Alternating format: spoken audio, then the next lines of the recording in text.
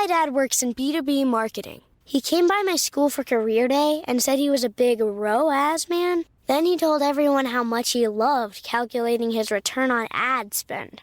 My friends still laugh at me to this day. Not everyone gets B2B, but with LinkedIn, you'll be able to reach people who do. Get a $100 credit on your next ad campaign. Go to linkedin.com/results to claim your credit. That's linkedin.com/results. Terms and conditions apply. LinkedIn, the place to be, to be. We acknowledge the traditional owners of country throughout Australia and recognise their continuing connection to land, waters and culture. We pay our respects to their elders past, present and emerging. Welcome to This Song Is Yours, a music podcast where we chat to a new guest each week, talk about their life and creative endeavours, and talk to them about some of the music they love. Our show works by chatting to our guests about music, but also getting them to make you a playlist of the songs they love. You can find the link to our playlist in the show notes. Welcome to episode 108. I'm your host, Simon Fink. Our guest today is Chris Walla. The Washington-born musician and producer is one of the founding members of Death Cab for Cutie and has produced records by Tegan and Sarah and Youth Group. In today's episode, we're speaking with Chris about how he picks the projects he works on, future solo music from himself, and the anniversary of the photo album. Here we go. Our guest today is an incredible musician, composer and producer. He's one of the co-founders and the original guitarist for Death Cab for Cutie, but has also produced some of the biggest indie records of the last 15 years, including The Decemberists and Tegan and Sarah. Please welcome to This Song Is Yours, Chris Walla. Good morning, sir. How are we? I'm pretty good. How are you, Simon? I'm good, thank you. Thank you very much for asking, and thank you for joining us this morning. Yeah, happy to do it. Now, I believe that it is early, not too early, but early morning where you are in Norway at the moment. Yeah, it's just after 9:30. Yeah. Beautiful. What's it like there this time of year? Well, it's pretty drippy at the moment. Yeah, it was frozen for a few days and now it has thawed again, and so we're just above freezing and a lot of rain. So about what you'd expect, I suppose.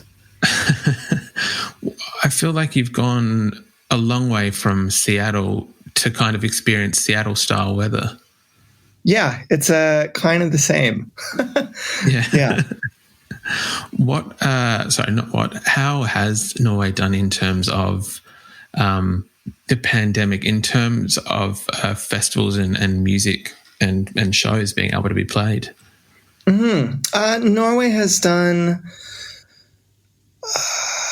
well, in terms of the pandemic itself, Norway has done pretty well. I'd say that we, I think pretty well. You know, we had the big initial lockdown like everybody did, sort of really early on before anyone knew what was happening. But it got back to some semblance of normality pretty fast, and there have been very few... there haven't been any like really big sustained outbreaks. But that said, part of why that's true is that they did keep a lid on group events. So there really weren't any big concerts to speak of or festivals or anything like that. And they've only just started to allow that stuff again. So yeah. Is the music scene similar there to, I guess, what you would have experienced in Seattle? No, it's really not. So there's a lot of big differences with Norway. Norway's really different from city to city. You sort of find that like each of the cities has its own kind of flavor locally. Like Bergen tends to be kind of the sort of iconoclastic alternative stronghold. Tromsø, I lived in Tromsø up in the Arctic for a couple of years. Tromsø is a real kind of an amazing punk rock town, and there's a lot of really cool experimental electronic stuff that happens there. And Oslo is, like, as you might expect, it's just kind of a big mix of really forward-leaning pop stuff and like kind of Brooklyn indie sensibility. And then where I am in Trondheim is this is the big conservatory in Norway's here, and this is like a slammin' jazz town. And there's just like some of the best players I've ever been in a room with here. It's like kind of bonkers, but it's also it's been a little confusing for me to navigate because like I'm not really a jazz guy. So, so it's really different. And then one of the other things that makes it quite different is that because artists and musicians are so well supported by the state, you really don't have the kind of you don't have there's no starving artists here. Let's just put it that way. And there's not the kind of that like desperate slog that you get in the American cities. And so it does a lot of things. I mean, the quality of living is just like great. It's just a nice place to be. It also means that, like aesthetically and artistically, you get really different kinds of expression. Like you don't really get the kind of, you don't get stuff like grunge like here. I mean, you had, there was the Norwegian black metal scene in the 90s, but that was like such a different kind of, just like coming from such a different place. So it's a really interesting, it's an interesting place. It sounds fascinating. It kind of sounds like there is no,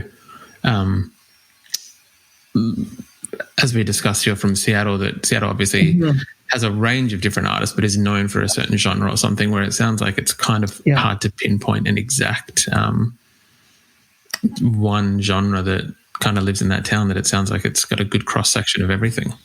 Mm-hmm. Chris, I was wanting to talk to you today.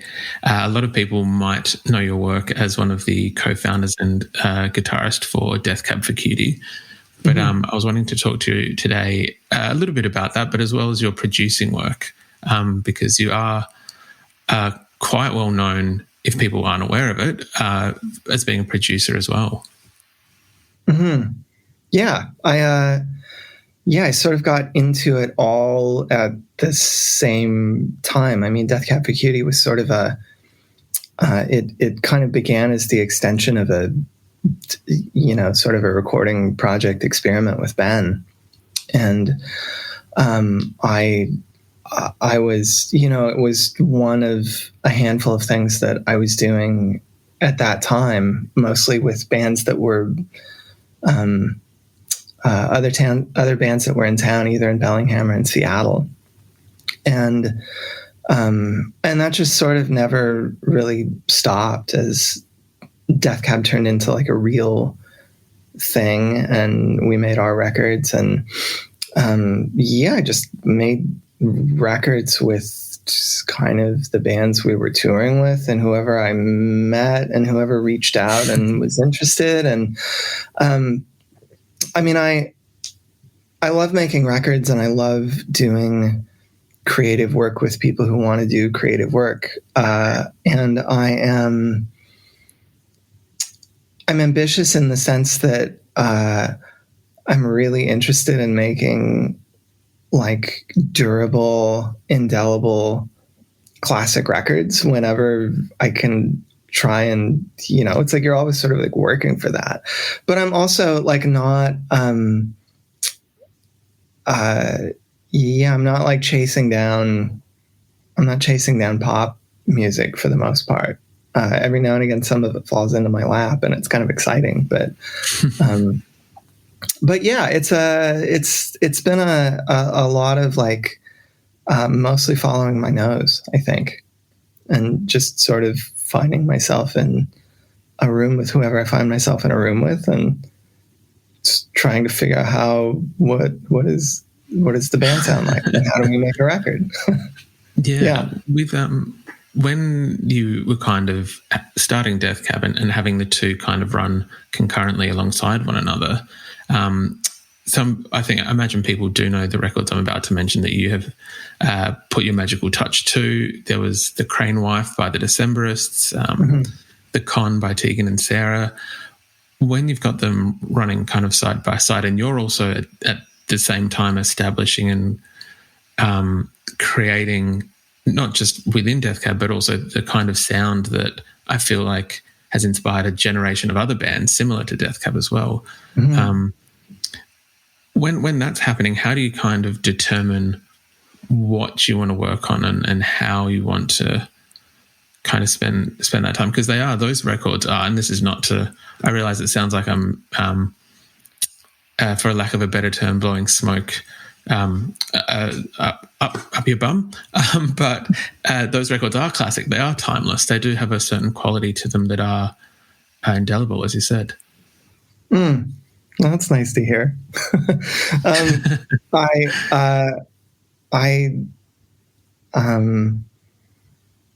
Yeah, I don't know. It's I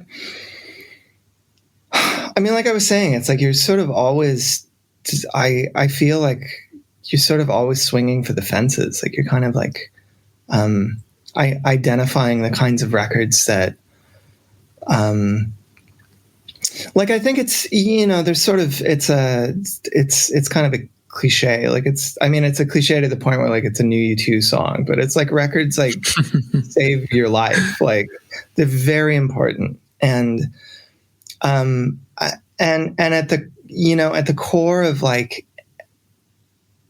at the core of the work that any like serious musician or songwriter or band is doing is like whether they know it or not, like there's that's a seed that's like in there, and every great record like saves somebody's life in like a slightly different way. And I think that being really, I work really emotionally. I'm not always like a super like rational, level-headed kind of record producer and musician. I just like work from the gut, and I just want to, if something's like making my heart break, I just want maximum heartbreak. If something's like really, I just kind of want to max it out, whatever it is. And I think that for me, like just trying to honor the range of, I get really bored when records have like one, just like a single color in an emotional spectrum. And the records that I'm the most excited about and probably the proudest of that I've worked on are the ones that really have a pretty big spread of emotion. Like there's real joy and there's real anger and there's real sadness and real complexity. And like those couple of records you mentioned, like I think particularly The Con is really good at that. And it's one of the things about Tegan and Sarah that I love the most is that they just weren't, they're not afraid of having a real sort of like multi-genre record. It's like not something that you can pinpoint super easily.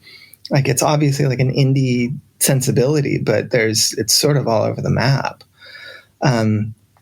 And it was really interesting in like 2006, 7, 8, 9, making records like that because it was pre-Spotify and nobody cared about playlists. And I find that now there's a lot of concern about whether or not something fits on the record in a way that's like a little bit different from, where we were 10 years ago. And I still try really hard to like kind of break that down. It's like, if you're a rock band and you want to do something that's like really, really quiet or like really sort of like soul leaning, or really like, you know, whatever it is, like whatever the experiment is, it's just like, it's coming from if you're interested in it, it's coming from a genuine place, and it's really worth exploring. And whether or not we get all the way there is, you know, I don't know, but it's always worth the exploration. So do you think that, I know some of the more recent like output from yourself, or working with artists, I know there's been a few Australian artists like York and Japanese Wallpaper that are a little bit more like pop, still indie, but like pop indie or indie pop, whichever way you want to kind of place it around. Is that, I guess, where that kind of comes from in terms of pushing outside of, you know, like for people in a band, guitar, bass, drums, that kind of template almost? Yeah. So I think like the thing about the thing about York and the thing about Gab is that like and a handful of other like sort of pop or pop leaning artists I've worked with, is that it's the thing that I'm interested in is it's the impulse, and it's the kind of the spirit of what they're doing. And there's a real difference between like a person or personality or whatever, whoever, who is after fame, or who's like really chasing TikTok or whatever, versus somebody who's just really interested in expression. And so, I mean, those things can like overlap, obviously. But there's a real, like, I don't know. I think Gab particularly is just really interested in, just making sure that he's able to like just translate whatever he's feeling, or whatever the, you know, the artists that he's working with are feeling, like through a pair of speakers. And that's like, that's the good stuff. That's like kind of all I care about. And it's really, you know, it's just like fascinating that like the younger American artists who grew up on Death Cab for Cutie, who are making records and who are, you know, reaching out to me to work on projects, tend to be guitar bands. But I find that from other parts of the world, they tend to not be guitar bands so much. They tend to be more pop leaning artists. And I think that's really interesting. Because guitars and drums are still like such a part of the landscape in the States. I mean, not like they're not elsewhere, but I think that there's I don't really know what that is, but it's sort of like seems to be true. That is kind of fascinating. I always felt that Death Cab, sonically, and this is again without meaning to compliment yourself directly to you, like there was like a more textural production to it than more rock bands at the time, I guess. I think like a lot of those bands and even before so, but when you guys were coming up in the early 2000s and were kind of like hitting that mainstream, a lot of rock bands were just brash noise, where there was always a lot of plans and narrow stairs, a lot more texture to the sound. So I wonder if that's kind of where those more poppier acts are kind of getting that from. Yeah, it could be, I suppose. I think that's probably some of it. I think that some of it is, like, I think that the Postal Service Association is part of it as well. Like, there are a lot of people, like there were a lot of people on board with Death Cab before Ben did the Postal Service record. And then there were a lot of people who really weren't on board with Death Cab until the Postal Service record. So there's sort of a like migration across this like whatever that, I'm not even sure what that line is, but there's, you know, like depending on how you came to, like our band or to, Ben's sensibility as like a singer and songwriter, all of that has just sort of like filtered down through everything that, we did and that they continue to do and that I continue to do. And it's just sort of it's a real mishmash. It's really interesting. To be honest, and this is, I'm ashamed to say this, I didn't even make the connection with Postal Service. I kind of thought we're talking about your work, and I will admit I have a very small Postal Service tattoo on my arm, and I did not even make that connection, which is embarrassing, Chris. So, oh, it's all right. Yeah, it's really fun. Yeah. With your own music, I know that we've received Field Manual in 2008, and then we had Tape Loops in 2015, and that was gorgeous as well. Again, very textural, very very kind of expansive music. Like I put that album in the same category as maybe almost like Sigur Rós in a way. Like it's cinematic. Can we, and this is just, it's a terrible lead into this, but can we expect more music from you? Because obviously you're working behind the desks for a lot of these people, but are we seeing you in front of the desks at any point soon?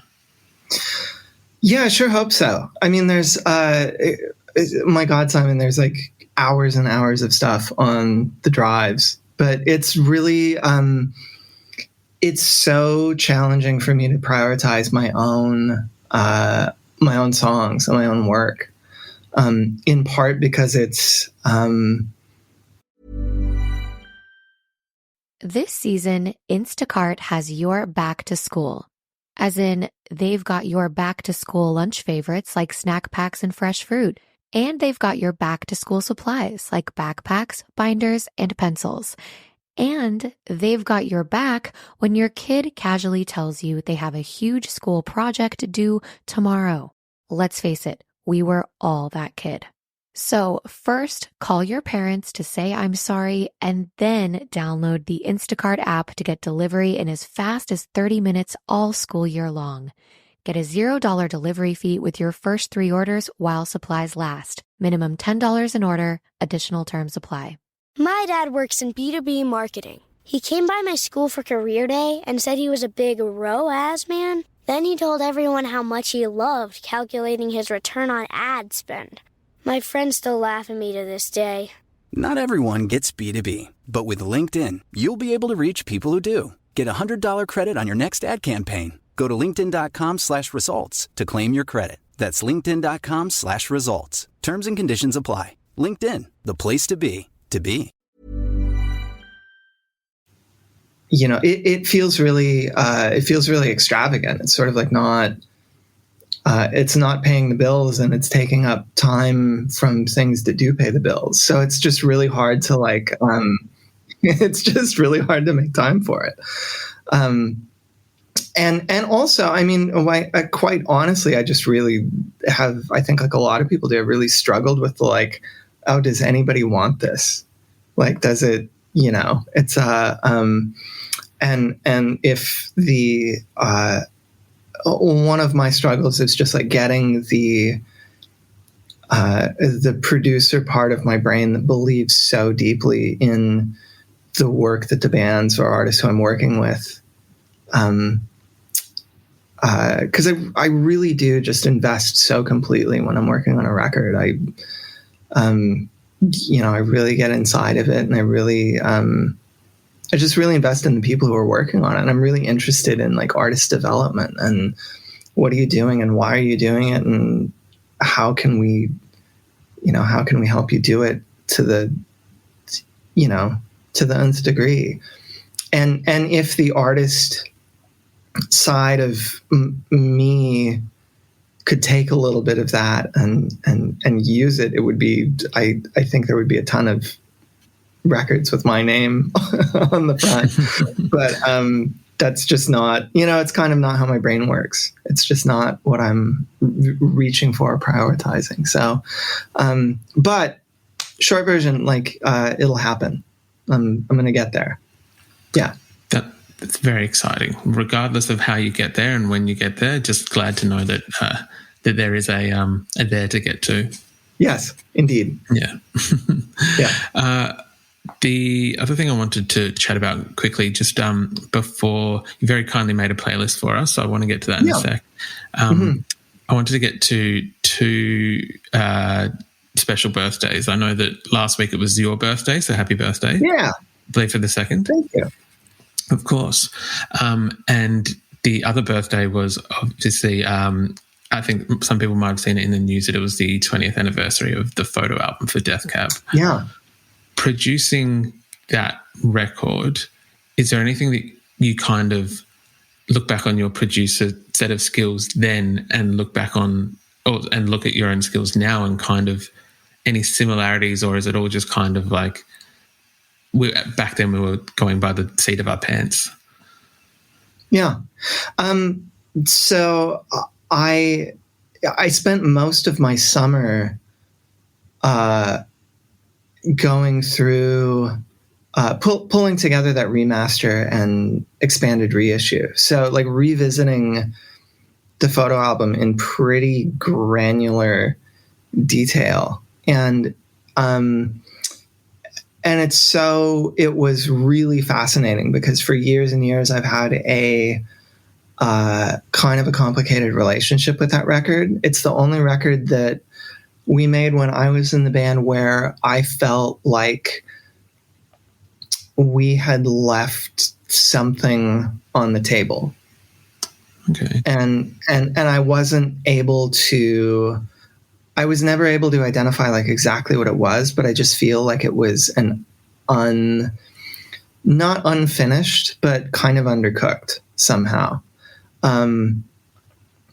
But it was really fascinating to go back to that record and think through it and talk through it and listen to it and listen to all the demos and actually reconstruct the timeline of how and why it was made the way that it was.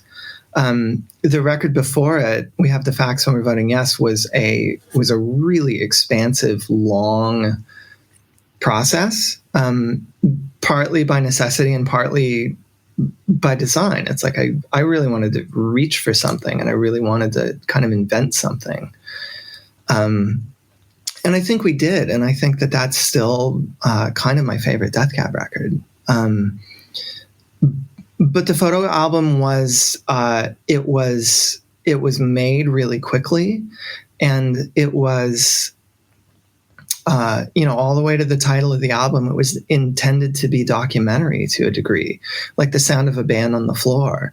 And that's something that we had never really had the luxury to do before. But we had at that point we had a new drummer, Michael Shore. And we just moved into a studio, the old John and Stu's Reciprocal Triangle building, which is, we renamed the Hall of Justice in 2000, and I still have that place in Seattle. I'm still in there. Oh, beautiful. And yeah, and so it was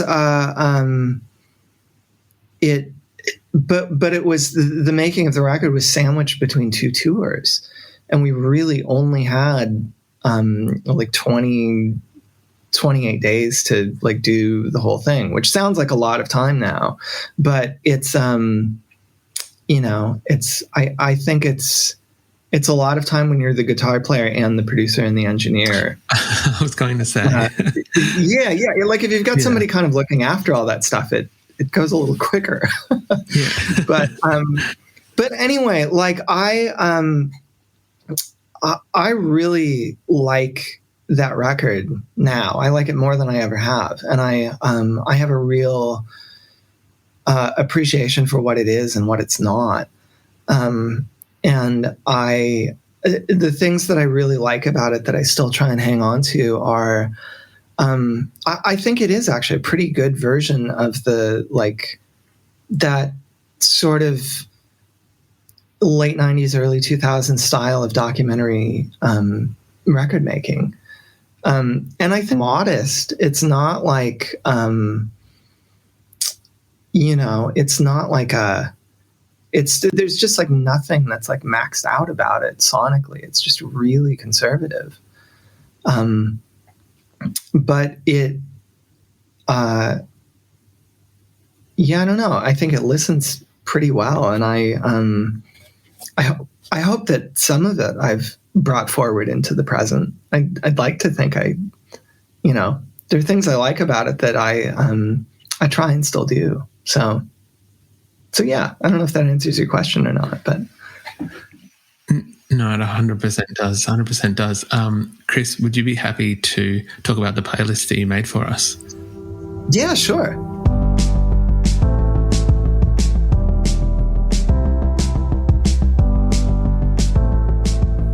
Yeah, right. So this is it's kind of a combination of things that things I've been listening to recently and evergreens, and a little bit like I was talking about with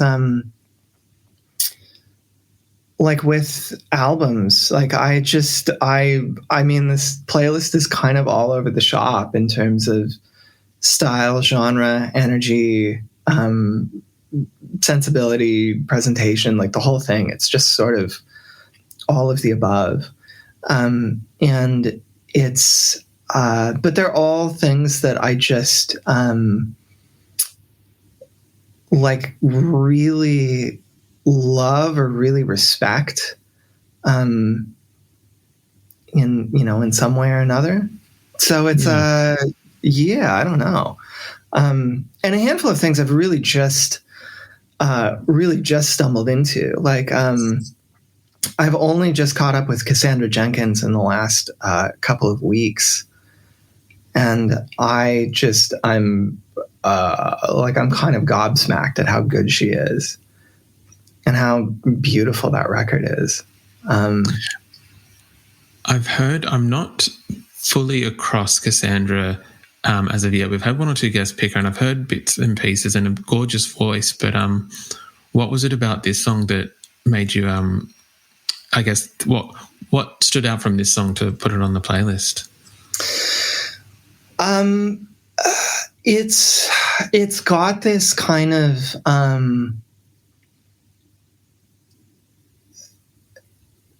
it's got this kind of like, there's something that happens in grief, in mourning, where the running narrative in somebody's head becomes really fluid, like the sort of the stuff that you reach for and the images that you reach for and the things that you, it's like I have found that with friends who have passed, it's the balm is like never the same, and you can never really predict exactly what it's going to be, what's going to really help you through it, or who's really going to help you through it, and of that, I suppose. Yeah, and the other thing about that Cassandra Jenkins track too, part of the connection for me is Norway. Like a bunch of, she wrote a bunch of that record in the south of Norway, and that's just with American artists. So, and there's a lot of, like the way that she sort of thinks about the country and what it did for her mental state and for her mental health is something I can really relate to. Yeah, that sounds incredible. Yeah. The other track I wanted to talk to you about, Chris, was one of my favorite tracks of the last year, and so I was excited when I saw it on here, was Boomer by Bartees Strange, which I think is just this incredible track. I think kind of what you said earlier in our conversation, and like that you want music to challenge you almost, like a little bit, and I felt that this song does that in such a beautiful payoff. I agree. Yeah. So I was just introduced to Bartees Strange pretty recently, actually. He I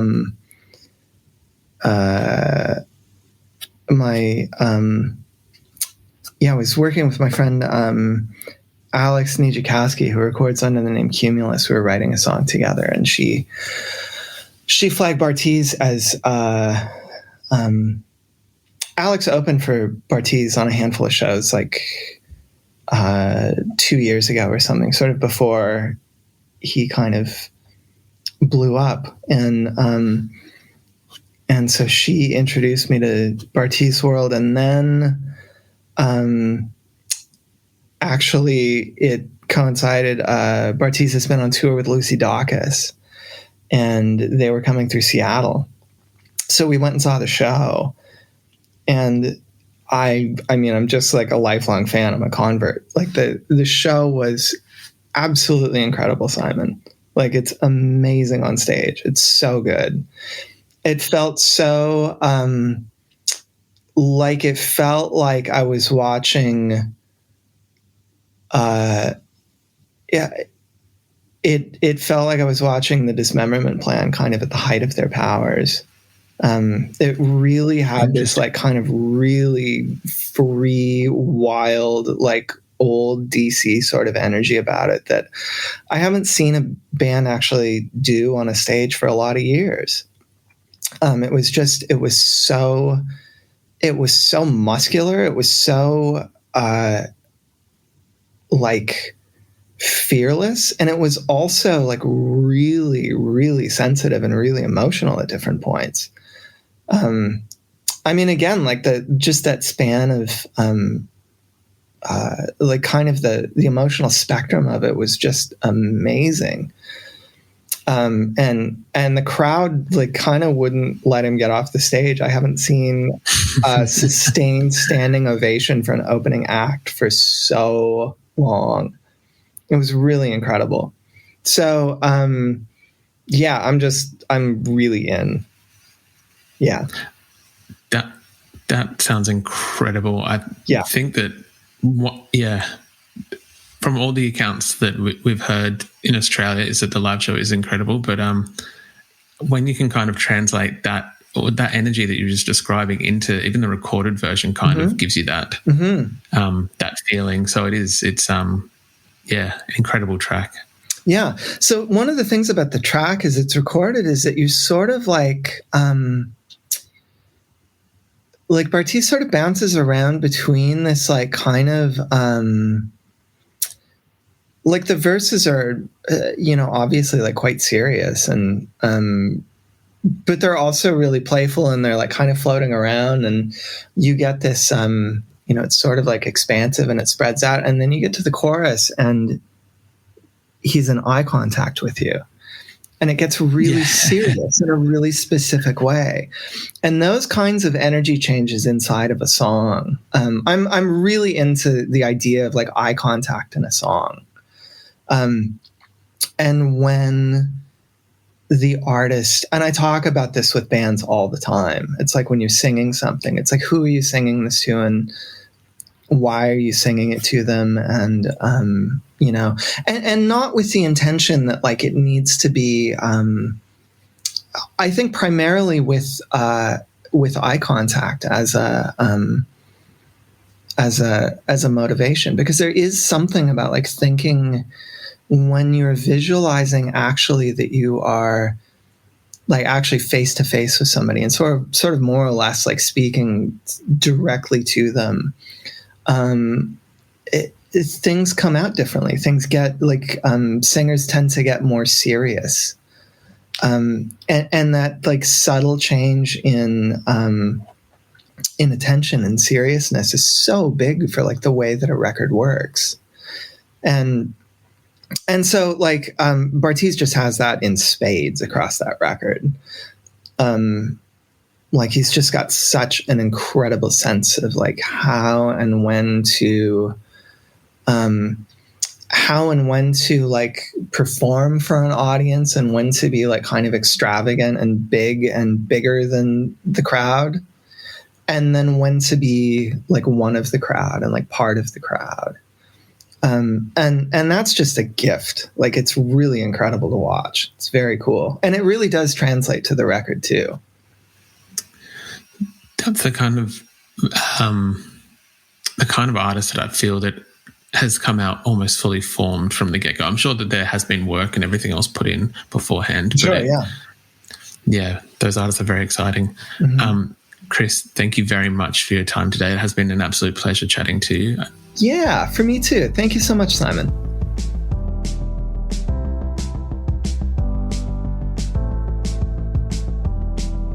And that's our show. A massive thank you to Chris Walla for his time. His most recent solo record, Tape Loops, is out now, and we've left links in the show notes if you'd like to stream the record. We also want to give a huge shout out to Connor at Next Wave Management for helping out with today's interview. You can find a link to our Spotify playlist in the show notes, where you'll be able to listen to all of Chris's picks. If you like this show, please subscribe wherever you get your pods and stay up to date when new episodes are released. We release new shows each Thursday and Friday morning, with guest playlists streaming on Spotify at the same time. You can follow the playlist profile on Spotify, and you can follow us on Instagram, Facebook, and TikTok. Until next week, cheers.